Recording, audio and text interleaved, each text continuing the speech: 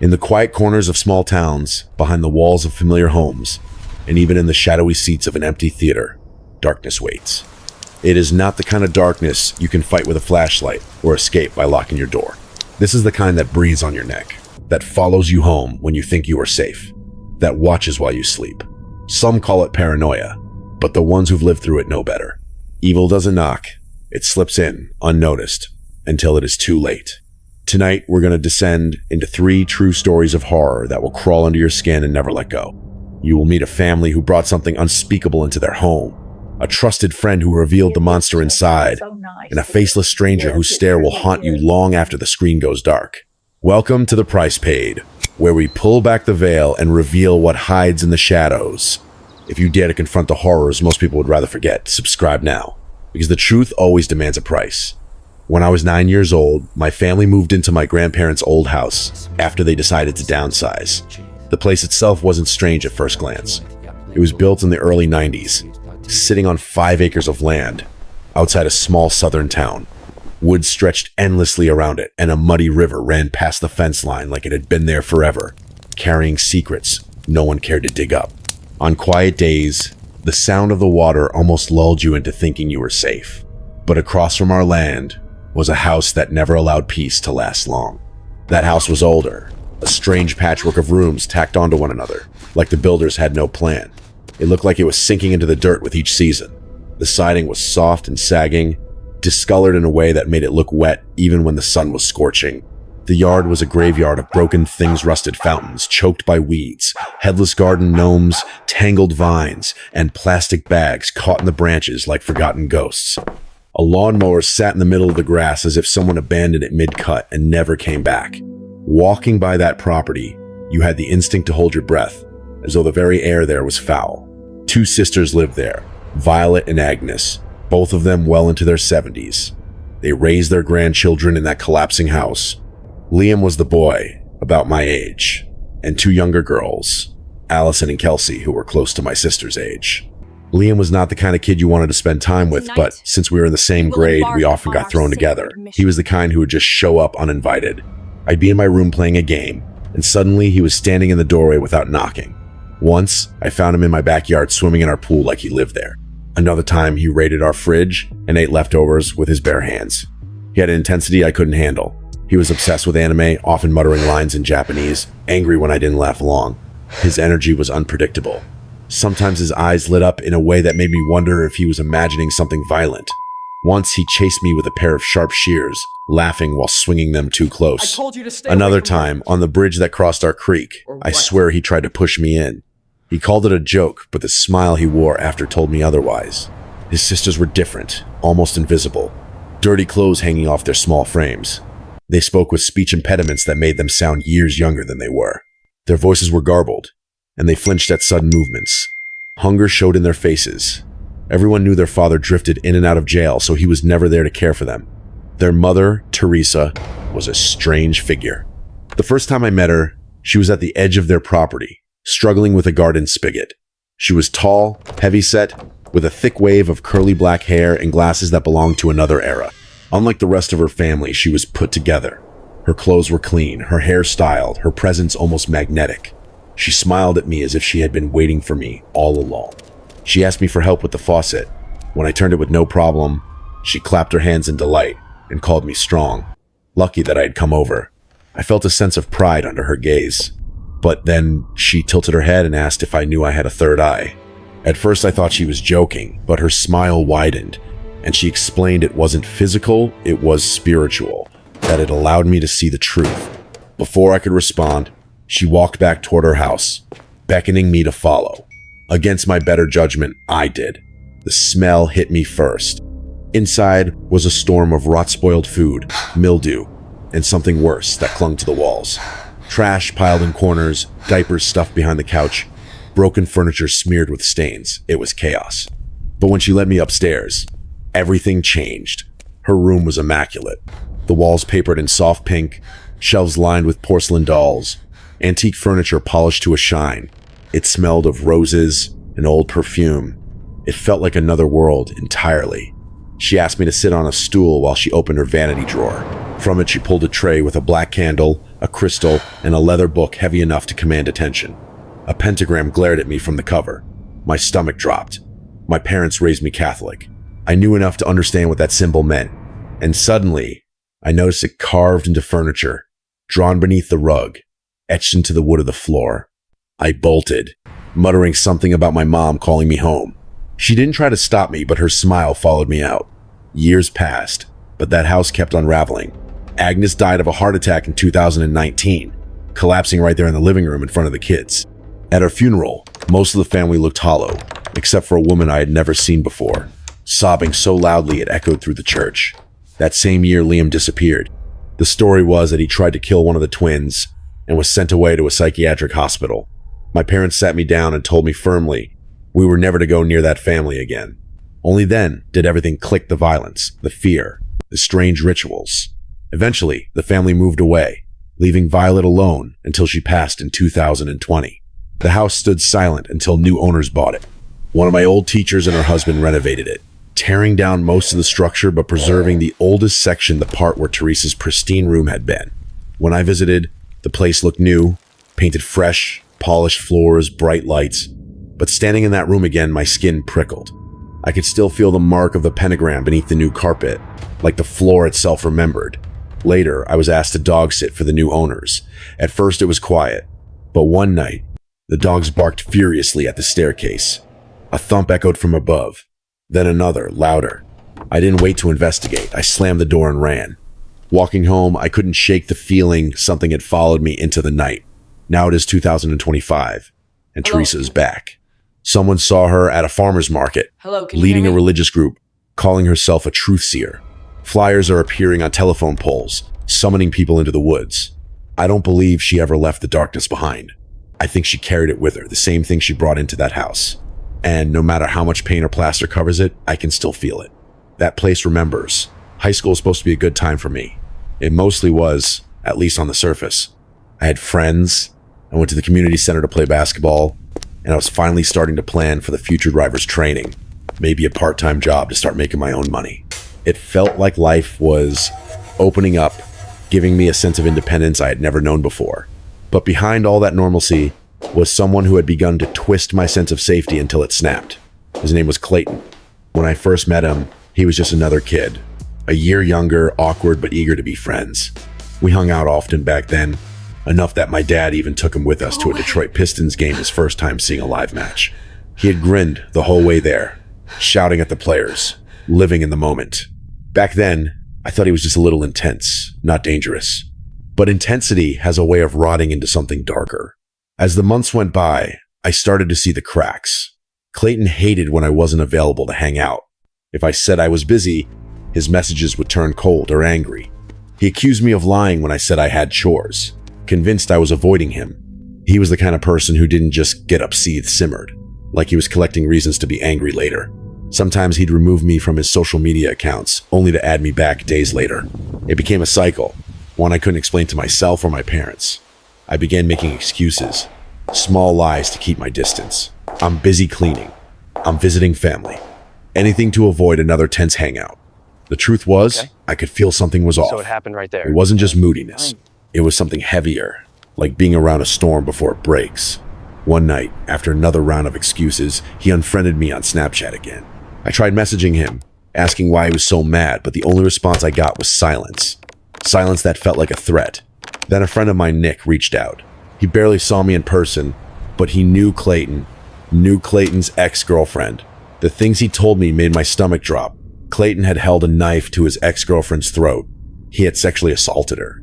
It was no longer just a gut feeling. It was real. This was someone capable of hurting people. Suddenly, every moment I'd been alone with him came back to me, like flashes, long silences, the way he stared, the way his mood could shift without warning. I unfriended him from every platform immediately, trying to erase him from my life. But he noticed. He always noticed. Before I could block him on Instagram, my phone lit up with message after message. Why are you removing me? What's your problem? You're lying to me. I typed back that I needed time to myself, using it as a cover to get away. But my hands shook as I hit send. I knew he wouldn't accept it. That night, my parents were gone. They'd gone to another town to have dinner with old friends. I was alone in the apartment. The silence of the place felt heavier than usual. When the knock came at the door, it was soft at first, like someone testing whether I was home. I froze, looked through the peephole, no one. I opened the door a crack, peered into the hallway. Empty. I shut it again, heart beating faster than it should. Minutes later, I caught a movement outside my window. The streetlight near the sidewalk flickered out, throwing everything into shadow. In the dimness, I saw a tall figure standing just beyond the glass. My stomach dropped before my mind caught up. Clayton. He was standing there, staring in at me. I slid the window open an inch and shouted for him to leave, my voice trembling. He said nothing at first, just stood there. Then he told me to let him in, that he had something to tell me. His voice was calm, almost soft, but I could hear the edge under it. I told him no. That was when he moved, just enough for me to see what was in his hand. A knife. The light caught on the blade for a split second, but that was enough. It was real. He lifted it slightly, not threatening outright, but showing me. My mouth went dry. I told him I was calling the police. He tilted his head like he was deciding something. Then he turned and walked away, disappearing into the darkness before the cops could arrive. I gave him the best description I could, but my hands were still shaking as I spoke. They told me they'd look into it, but the damage had been done.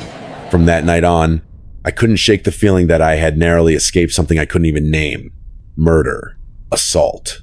Something worse. It was like living with a shadow that no longer stayed in the corner but reached for you. People like to think that when someone shows up at your door with a weapon, you'll be ready to fight, to run, to act. The truth is, it freezes you. Your brain scrambles. Everything feels slow and fast at the same time. All I could think was how close I had come to letting him inside. I never saw him again after that night. No texts, no calls, no sightings. It's like he vanished. Part of me wants to believe he was arrested for what he did to his ex-girlfriend, that he's locked up somewhere. But another part of me knows how often people like him slip through cracks. Sometimes I dream about him standing outside my window again, his face blank, his knife glinting. In the dream, I open the window without meaning to. In the dream, he steps inside. What unsettles me most is not knowing where he is, not knowing what he's thinking, if he's still angry, if he still feels like I betrayed him. That kind of uncertainty doesn't go away. It lingers like a second heartbeat, waiting. I look back now and realize how many times I brushed off warning signs, his jealousy, his anger, the way he tested boundaries by showing up unannounced. It's easy to explain away red flags until you're staring at one through a pane of glass. I did it again. And it's holding a knife.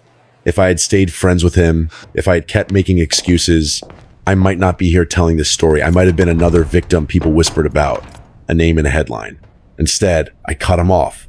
And even though it didn't stop him from coming to my door, it might have saved my life. Sometimes, late at night, I catch myself checking the locks more than once, looking through the peephole even when no one has knocked. The feeling of being watched never really left. Maybe it never will. It was late 2022 when I went on what I thought would be a simple first date. Her name was Emily, and we had been talking for a couple of weeks after meeting on a dating app. She seemed normal, maybe even a little shy, but we connected quickly over one shared interest: horror movies. When Smile was released, we agreed it was the perfect choice for our first night out. I thought it would be lighthearted in its own creepy way. I had no idea that the horror would begin long before the opening credits and linger long after the night ended. We chose a Thursday night showing at a small, older theater just outside of town. The kind of place that still smelled of buttered popcorn and old carpet, its neon signs flickering in the dark like tired eyes. When I picked her up, the drive was quiet at first. Emily didn't talk much, but when I brought up movies we loved as kids, her voice grew animated. For the first time that night, I felt like we might actually click. The parking lot was almost deserted when we arrived. A few scattered cars sat under the dim glow of broken lights, leaving wide patches of shadow. I joked about how the building looked like it belonged in a horror film itself. She laughed, but her smile didn't quite hide her unease. The lobby was empty, except for a single guy at the concession stand. He handed us our tickets and smirked when I asked if the theater was going to be empty. "You're the only ones," he said. At first, I thought that was perfect. No noise, no distractions, just the two of us in the movie. We picked seats right in the middle, 4 rows from the back. The air was freezing, sharp enough to sting when you breathe too deeply.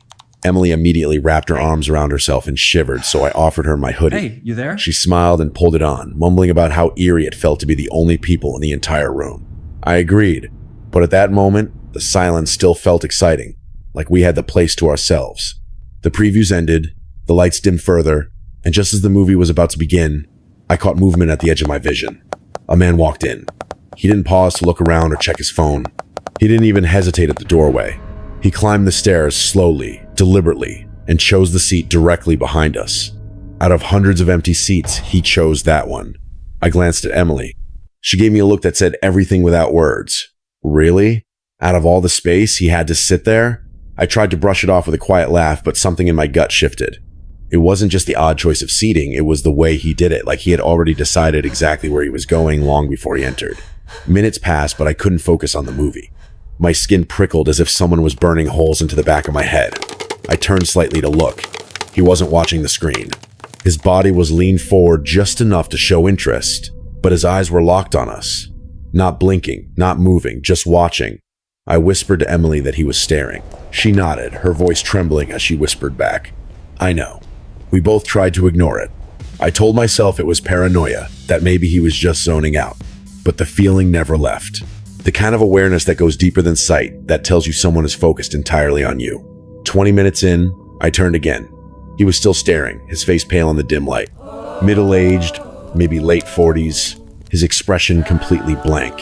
His hoodie hung loose, gray and ordinary, but his eyes were anything but ordinary. They were fixed, unblinking, hollow. It was as if no one was home inside, just an empty vessel that had chosen us as its target. I whispered again to Emily that the guy was creeping me out. Her hand clutched my arm, tense and cold. She asked if we should move. I hesitated. Moving meant drawing attention to ourselves, maybe provoking him.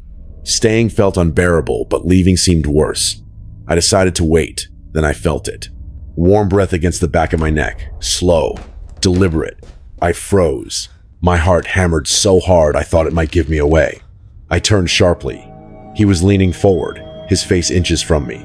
Too close. I stammered out, "Dude, can you not?" He didn't answer. He simply leaned back into his seat, expression unchanged. That was it for me. I told Emily we were moving. We grabbed our things and slid down to the far corner of the theater. The worst seats in the room, but at least with some distance. My nerves were shot. I couldn't follow the film anymore. Every few minutes I glanced back. Every time he was staring. Still, silent. Halfway through the movie we heard footsteps, slow, measured, coming down the stairs. He was moving closer. Emily dug her nails into my arm, whispering for me not to turn. I listened to the sound until it stopped a few rows above us. The silence that followed was worse than the noise. I didn't dare look. Minutes stretched like hours. Then, finally, the footsteps retreated, climbing back up. That was enough. I whispered that we needed to leave, and Emily nodded without hesitation. We slipped out as quietly as possible, my pulse racing. Through the small window in the door, I glanced back one last time. He was standing in the aisle, not watching the screen, just watching us leave. At the concession stand, we told the worker someone was acting strange. His smirk vanished. "Again?" he asked, almost to himself. When I pressed him, he admitted the man had been showing up randomly for weeks. Always at late shows, never buying a ticket, never buying food. People had complained, but management refused to act. As long as he didn't touch anyone, they said he wasn't breaking any rules. Emily was shaking now, asking if someone could walk us to the car. The worker nodded, and a janitor escorted us. The man didn't follow, at least not visibly, but the fear didn't stop when we reached the car. The whole drive back, I kept checking the rearview mirror, terrified I'd see headlights trailing us. When I dropped Emily off, she ran inside quickly, not looking back. For weeks after, paranoia followed me. Every time I walked through a parking lot at night, I scanned for him. I wondered if he had memorized my license plate, if he had followed at a distance, if he had written down where I lived. The theater never posted anything about it. No reviews, no warnings, nothing. Emily and I texted a few times, but the date had ruined itself. The fear was too strong, a shadow hanging over any thought of seeing each other again. I never went back to that theater. Sometimes, though, I think about the other people who did. Did they notice him? Did they feel his eyes? Did they get followed home? Or worse? That night taught me something I will never forget. The scariest part of any horror story is not the monster on the screen. It's the one that sits right behind you, silent, breathing, waiting. Some stories stay with you not because of what they showed you, but because of what they left behind. Fear doesn't always come in the form of a scream or a sudden jolt. Sometimes it lingers like a stain you cannot wash out. A feeling that no matter how much time has passed, something is still watching. That is what ties these three experiences together. 3 different lives touched by the same shadow that never really goes away. When you think of the old house on the edge of town, you picture peeling paint, broken gnomes, and an overgrown yard. But behind those details was something worse. A family fractured by secrets, and a mother whose smile hid rituals no child should have witnessed. For years, the boy from next door slipped into rooms without asking, brandishing sharp objects and laughing at pain as if it were a game. His sisters flinched at every sudden sound, their hunger visible in their thin faces. And in the middle of it all was Teresa, the woman who told a child he had a third eye, then led him into a bedroom untouched by decay, filled with porcelain dolls and symbols carved into the very bones of the house. She made him believe, even if only for a second, that he was special. But the truth was darker. She wasn't lifting him up, she was pulling him in. The house has changed hands. New owners, new paint, new furniture. Yet when he stepped back into that room years later, the air itself seemed to remember. You can cover the walls, change the floors, but you cannot erase the marks carved beneath. When the dogs barked at shadows on the stairs, when a thump echoed in an empty house, the message was clear. What Teresa brought inside had never left. And when word spread that she was starting a new group deep in the woods, calling herself a truth seer, the fear crystallized. Some people leave a place, but the evil they invite stays behind, waiting. Then there's the friend who turned into something unrecognizable. At first, Clayton was just a kid desperate for companionship. A basketball game, a few laughs, small moments of trust that made him feel like family. But trust is a fragile thing. When it cracked, he filled the gaps with anger, obsession, and control. He couldn't handle being ignored, couldn't accept being left out. Every excuse was fuel for his rage. And then the truth came out, what he did to his ex-girlfriend, the knife, the violence. That was the moment the illusion shattered. He was not a misunderstood kid. He was a predator. When he showed up at the apartment, standing outside the window with a blade in his hand, it was the physical form of every warning sign that had been ignored. He didn't need to break in. His presence alone was enough to shatter the illusion of safety. The police came, but they were too late. He had already disappeared into the night, leaving only the question of how close it had come to ending differently. To this day, the sound of a knock at the door still carries the weight of that night. And then there's the stranger in the theater. A first date. The thrill of watching a horror movie. The empty seats that should have meant privacy. Instead, it became a stage for something far more terrifying than anything playing on the screen. A man choosing the one seat directly behind them, staring without blinking, breathing down their necks as though feeding off their discomfort. He didn't attack. He didn't speak. He simply watched. And sometimes that is worse. Because when someone attacks, at least the threat is clear. When they just sit and stare, the mind creates horrors of its own, filling in the silence with possibilities too dark to name. The worker at the concession stand admitted it wasn't the first time. That man had been there before, haunting other late shows. Always silent, always watching. Management did nothing, claiming no rules were broken. But laws and rules don't protect you from the feeling of eyes on your back. They don't protect you from the paranoia that follows when you wonder if someone wrote down your license plate, if someone followed you home. That kind of fear doesn't fade when the lights come on. It lingers, crawling into the quiet corners of your life, whispering that you are never truly alone. 3 stories, 3 lives, but the same echo. The neighbors who left their mark on a house, the friend who carried violence like a secret waiting to surface, the stranger who fed on fear in the dark. Each story teaches the same lesson. Evil doesn't always come screaming. Sometimes it comes smiling, sometimes it comes in silence. Sometimes it is the person you trust, the house you pass every day, the man who chooses the seat right behind you. What makes it most terrifying is not the moment itself, but the aftermath. Walking home and feeling followed. Lying awake and seeing faces in the dark. Checking the locks twice, then 3 times. Because once isn't enough. Looking at people differently, wondering which of them is hiding something behind their eyes, it changes you, reshaping your world into one where danger is everywhere. What these stories leave behind is not just fear, but the knowledge that you can never really know. You can never know what a neighbor practices in their room when the curtains are drawn. You can never know how far a friend will go once anger takes hold. You can never know if the man sitting behind you is just strange or something much worse. That uncertainty is the real horror, the one that doesn't end when the story does. And so each of them lingers. A house that remembers the rituals carved into its floor. A memory of a boy standing outside with a knife, waiting to be let in. A stranger whose unblinking eyes haunt the shadows of an empty theater. They remain not because they are unfinished, but because they cannot be finished. Fear doesn't end. It only waits. Fear wears many faces.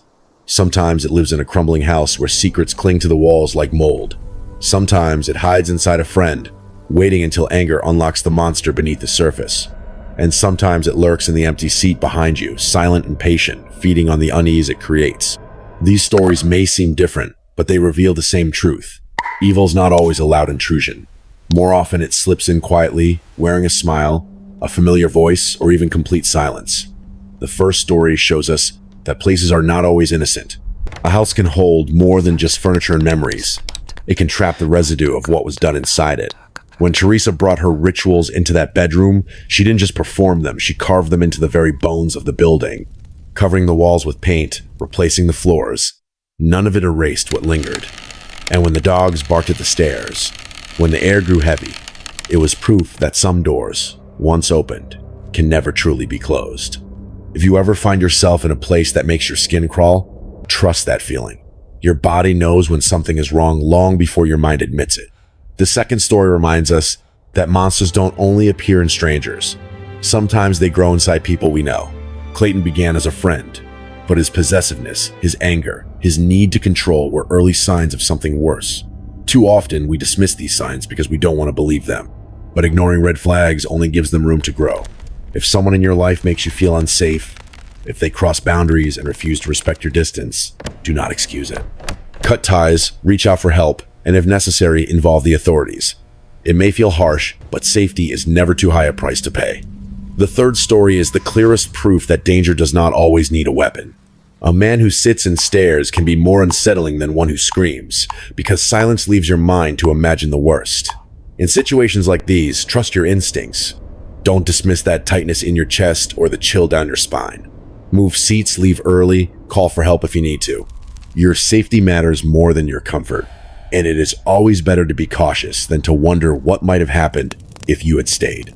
Together, these stories deliver one lasting lesson. The world is full of hidden dangers, and evil rarely announces itself. It can be a place, a person, or a stranger in the dark. But in every case, the key is the same: listen to your instincts, act on your fear instead of ignoring it, and never be ashamed to protect yourself. Because survival often depends not on being fearless, but on being willing to respect fear when it warns you. This is what we explore here. The unseen, the unspoken, the truths most people would rather bury. If you want to confront the darkness, if you want to hear the stories that others are too afraid to tell, then join us. Welcome to The Price Paid. Subscribe now, because the truth always demands its price.